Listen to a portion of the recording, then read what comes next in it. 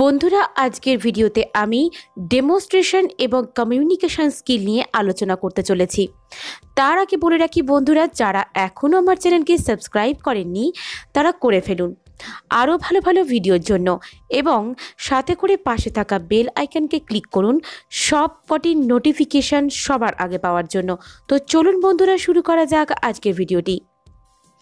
আজকের ভিডিওতে বন্ধুদের রিকোয়েস্টে নিয়ে এসেছি সাবজেক্ট ওয়াইজ একটি ইন্টারভিউ। আজকের বিষয় বাংলা। এইভাবে আমি প্রতিটি বিষয়ে দুটি করে ভিডিও আপলোড করব। তার ফলে আশা করি আপনারা সাবজেক্ট ওয়াইজ ইন্টারভিউ সম্পর্কে ধারণা পেয়ে যাবেন।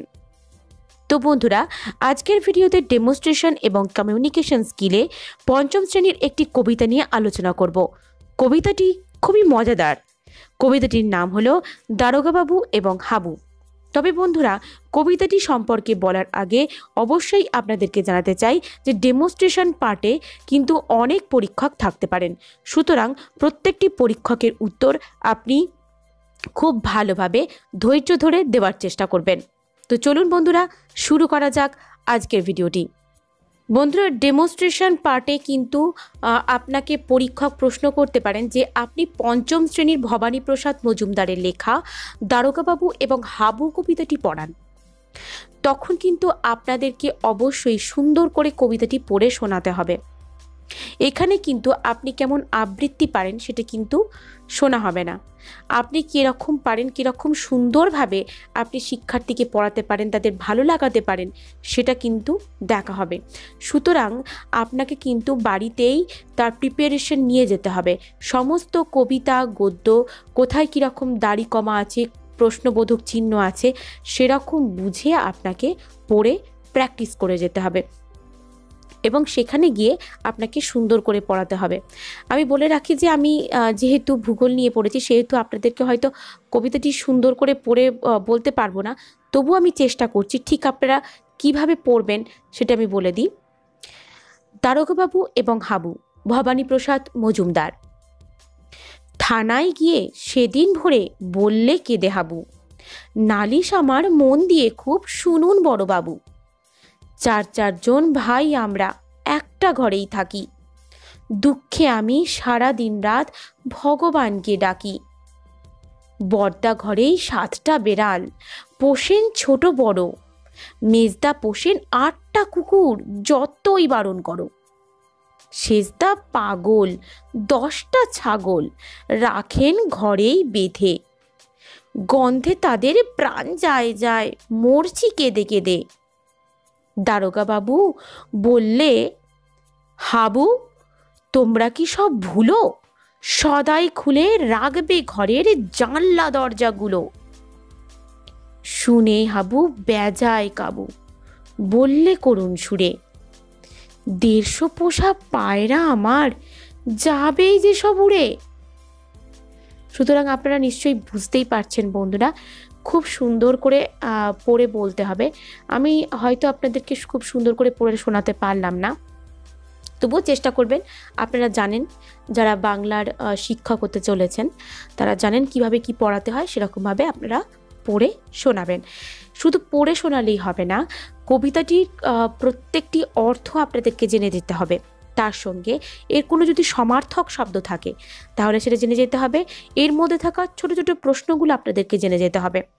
এই প্রশ্ন সম্পর্কে বলে রাখি, আপনারা এই প্রশ্নগুলি যদি পান সেটা পাবেন একমাত্র সহায়িকা বই থেকে। সুতরাং ক্লাস 5-এর সহায়িকা বই আপনারা ফলো করুন। ক্লাস 5-এর বইগুলি আপনি কোথায় পাবেন, বা ক্লাস 5 থেকে 8-এর সমস্ত বই আপনি পাবেন অনলাইনে। PDF ফাইল দেওয়া আছে, সরকার থেকে এটা করে দেওয়া হয়েছে। অনলাইনে PDF ফাইল আপনারা ডাউনলোড করে নিতে পারেন, সেটিকে আপনি রাখুন এবং তার সঙ্গে সহায়িকা বই রাখুন। প্রশ্ন উত্তর সমার্থক শব্দ যাবতীয় যা আছে সব পড়ে ফেলুন। এখন থেকে তৈরি হতে শুরু করুন, তাহলে দেখবেন আপনারা কোনো প্রশ্নের উত্তর না দিয়ে আসবেন এমনটা হবে না। তো আমি কয়েকটা প্রশ্ন আপনাদেরকে বলে দিই। যেমন ধরুন, আপনাকে প্রশ্ন করতেই পারে দারোগাবাবু শব্দের অর্থ কী। আপনি তো এটা জানেন, তাহলে আপনি বলবেন পুলিশ বা সাব ইন্সপেক্টর। পোষেন কথার অর্থ কী? লালন পালন করেন বা পোষ মানান। অথবা বলতে পারে গন্ধে। এটার সমার্থক শব্দ কি? আপনি বলতে পারেন ঘ্রাণে। এখানে দুর্গন্ধে বা খারাপ গন্ধ হিসেবে বলা হয়েছে, কিন্তু ঘ্রাণে শব্দটা আপনি বলতে পারেন। মরছি মানে মরে যাচ্ছি, এরকম। এছাড়াও আপনাকে প্রশ্ন ধরা হতে পারে, হাবুর সেজদা কি পুষতেন? হাবুর সেজদা 10টা ছাগল পুষতেন। হাবু কোথায় কখন গিয়েছিলেন? হাবু ভোরবেলায় থানায় গিয়েছিলেন। দেখুন, আপনি যখন কোনো শিক্ষার্থীকে পড়াবেন তাকে প্রশ্নের উত্তর কিন্তু আপনি খুব সুন্দরভাবে বাক্যে উত্তর দেওয়া শেখাবেন। ঠিক সেরকমভাবেই আপনি কিন্তু পরীক্ষকের সামনে ঠিক একইভাবেই উত্তর করবেন। আপনি সেখানে যেহেতু শিক্ষার্থীকে পড়াচ্ছেন না, সেই ভেবে কিন্তু আপনারা শর্টে উত্তর দেওয়ার চেষ্টা করবেন না। আপনাকে কিন্তু পুরো সম্পূর্ণ বাক্যেই উত্তর দিতে হবে। প্রথম থেকে বলে আসছি, ইন্টারভিউয়ে যে কটি প্রশ্ন নিয়ে আমি আলোচনা করেছি সেখানে কিন্তু আমি বলেছি খুব সুন্দরভাবে সম্পূর্ণভাবে আপনি উত্তর করার চেষ্টা করবেন। তাহলে বন্ধুরা, আশা করি আপনারা বুঝতে পেরে গেছেন যে কেমন ধরনের প্রশ্ন ধরতে পারে, কেমন ধরনের ডেমনস্ট্রেশন ধরতে পারে। ঠিক আছে? তো আপনারা যদি কোথাও না বুঝতে পারেন তাহলে অবশ্যই কমেন্ট বক্সে জানান, এবং এর উপর যদি আপনারা সাবজেক্ট ওয়াইজ যদি আরও অন্যান্য কিছু জানতে চান সেটাও আমাকে অবশ্যই কমেন্ট বক্সে জানান।